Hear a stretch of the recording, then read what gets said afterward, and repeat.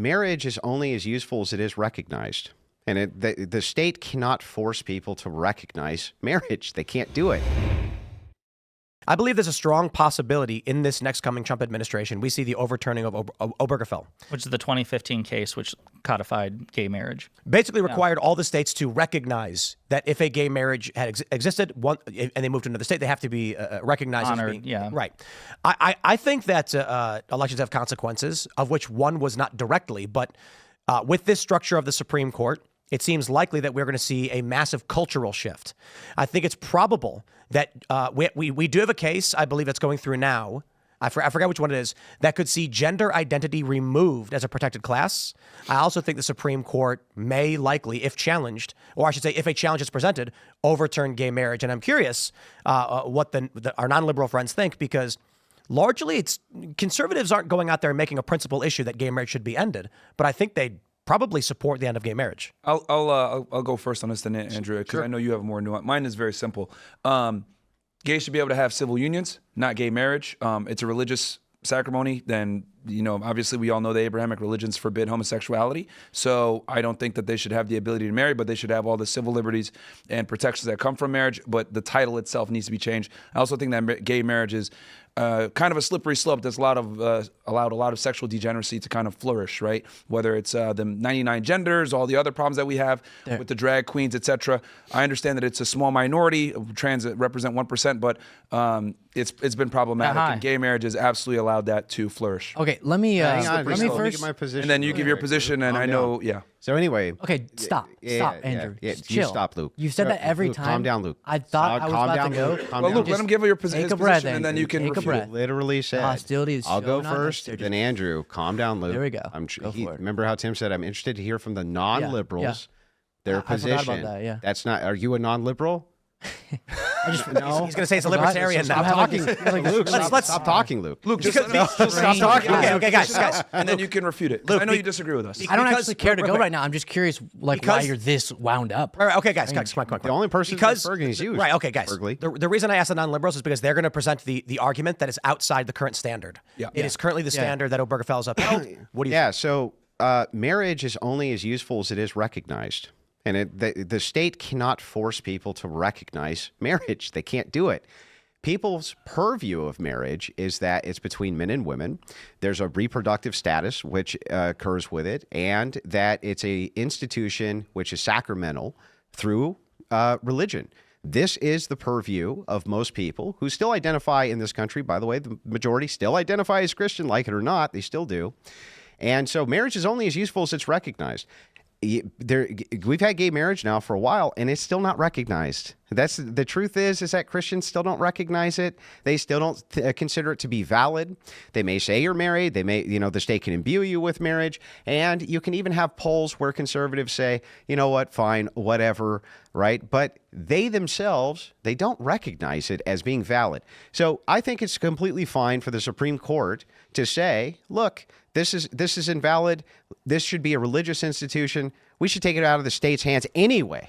Just to clarify, the ruling on Obergefell wasn't about whether it was a religious institution or not. It was about I know. It was a core component was whether states should recognize licensing from other states. Yeah, just as a secular part. Right. Yeah, it was 5-4 on the liberal side, which is why I think it might go 5-4 inverting, overturning. It could be. Wait, before you respond, because Myron said something interesting that I did not hear Andrew echo, and I'm curious on that. He made a caveat for like civil unions or like secular unions. Would you do that as well, or no? No, I think, here's what I think. I think that marriage itself as an institution from the state is gone anyway. I mean, look at the divorce rates, everything else. It's basically destroyed from a secular paradigm. I actually don't even understand the point of marriage for secularists. If it's just for tax purposes. I was about to say taxes.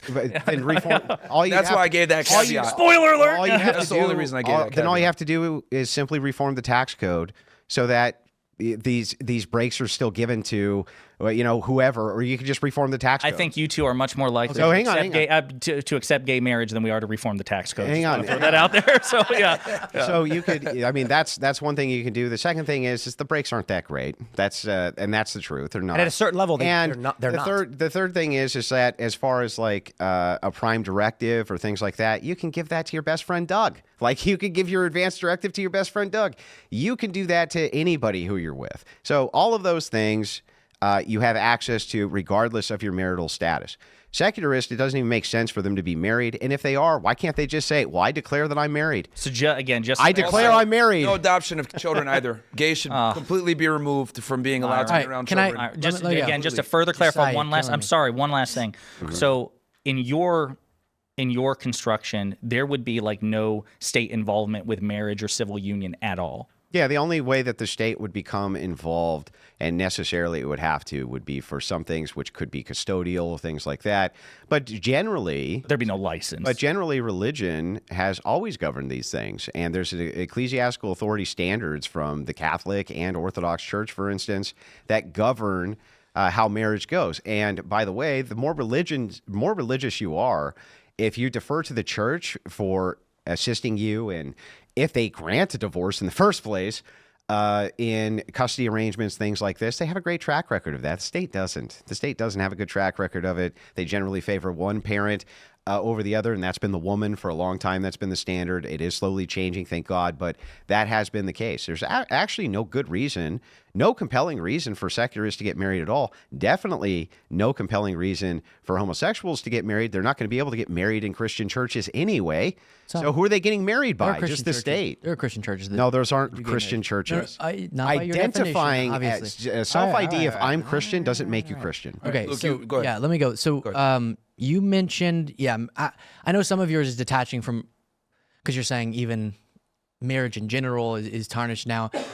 But to Tim's question, marriage isn't religious when the state is the one bolstering it, right? We have the separation church state, so it has to be a secular concept. Why does the state need to be involved in even marriage? if it's bolstering a something that crosses over with a religious practice, which is marriage? So the state honoring a marriage, which is just a legal commitment between two people. And that's something that people who are secular also want to make. And that's the state honoring, because I do think a society is better off when people make such commitments to. Yeah, why do you need the state for that commitment? There's all sorts of things that the state will incentivize, even like as we try to implement some pro-family policies that give you better family. Gays should have families. So Let me finish. Go ahead. Come on. And that, child tax credit. There's things that you want to support and incentivize through the implementation of policy. I think marriage is one of them. And so it can't be about whether or not it's tarnishing the religious concept of marriage, because those two things are separate concepts. Then you brought up, and I hear this a lot. Can we do it one point at a time? Well, you made a lot of points as well. But you brought up that marriage is believed to be a man-woman concept. Yes. But I feel like that's a strange thing to put your argument on, because it's just public opinion, and public opinion has shifted so radically. Like right here, is this support for same-sex marriage?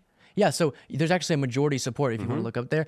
It shows that. It's dropping, but you were wrong. No, I wasn't wrong. You were wrong that people don't support same-sex marriage, because you were saying the concept is believed to be by people between a man and woman, which is not what the polling That's shows. not what I said, Luke. And then you talked about it being for reproduction. So I would ask, any restrictions you would implement for same-sex couples, would you implement for like infertile couples?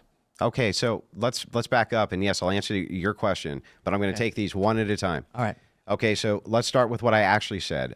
I literally said, Luke, that it's the perception of the religious these aren't valid. They're not saying you can't do them, because they just consider them to be invalid. Okay. And when you dig into the data, that's what you find. That's one. The second thing is the government's job, when the state gets involved for marriage, it's supposed to be for the promotion of the health and welfare of the state. That would be the family unit.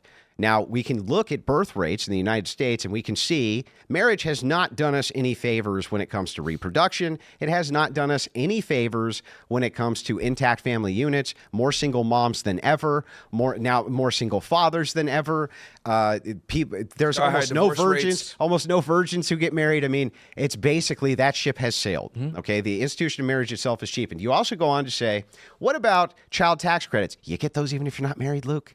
You get the earned income credit even if you're not married, Luke. And that was an example of the government incentivizing something. Yeah, but the government's not incentivizing that through marriage because you get it even if you're not married. That's what I'm saying. You get it. Hang on, Luke. I was saying I think marriage is an incentivization. Let me respond. Let me finish the response, dedicated Luke. relationship is what I was saying. Let me finish the Just response. like how through other policies, Luke, we can I finish the response, Luke? You said something fake about what I was saying, so I just wanted to explain. Yeah, okay, even though you said it. You said, we have things in marriage like the earned income tax credit. It's like, no, that applies. That's not what I said. Yes, okay, let me explain so you can continue. Rewind the tape, bro.